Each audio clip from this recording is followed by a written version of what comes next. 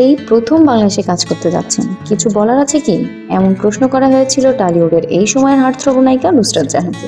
এমন প্রশ্নের জবাবে নুসরাত জাহান বলেন, আমি অনেক এক্সাইটেড এই কাজটি নিয়ে। অনেকদিন যাবৎ ভাবছিলাম বাংলাদেশে যাব, কিন্তু সময় হয়ে ওঠেনি। ছবিটির সুবাদে বাংলাদেশে আসার আশাটা পূর্ণ হতে যাচ্ছে। মন্দ কি, দাদুর কাছে বাংলাদেশের কথা অনেক শুনেছি।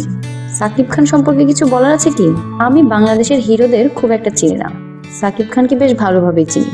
শিকারী ছবিটি সময়ের অভাবে দেখা হয়নি, তবে এই ছবির গানগুলো দেখে আমি তার ভক্ত হয়ে গিয়েছিলাম। শুনেছি বাংলাদেশে সাকিব নাম্বার 1 সুপারস্টার। ওভারঅল কাজটি নিয়ে আমি খুবই এক্সাইটেড বলতে পারেন। বিনোদন জগতের নিত্য নতুন খবরাখবর পেতে আমাদের মিডিয়া নিউজ 24 চ্যানেলটিকে সাবস্ক্রাইব করুন। আসুন আমাদের ফেসবুক পেজে facebook.com/medianews24.official।